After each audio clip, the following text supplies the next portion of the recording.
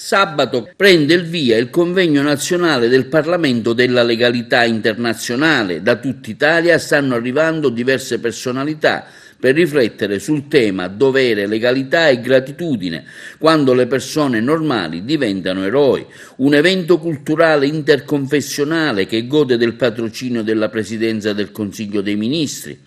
Sentiamo ai nostri microfoni Nicolò Mannino e Salvatore Sardisco, rispettivamente Presidente e Vicepresidente del Parlamento della Legalità Internazionale. Ci siamo giunti al quarto convegno nazionale del Parlamento della Legalità Internazionale, appoggio San Francesco al Centro Maria Immacolata. Il nostro titolo del convegno quest'anno è molto particolare: dovere, legalità e gratitudine, quando le persone normali diventano eroi. Benissimo, abbiamo tante persone che si sono accreditate da tutta Italia per essere qui con noi. Già qualcuno è arrivato, ecco, aspettiamo tutti voi che ci ascoltate, grazie.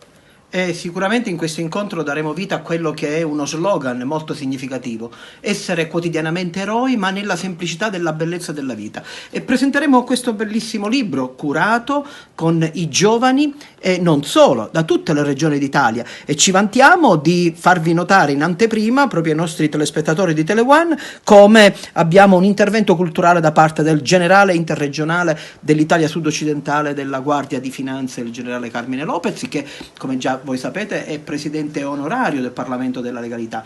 L'intervento culturale di Monsignor Pennisi, del generale di Corpo d'Armata Giuseppe Nicola Tota, con il quale abbiamo insediato l'ambasciata dell'impegno a Verona, e poi anche il figlio del procuratore Scaglione. Cosa dire?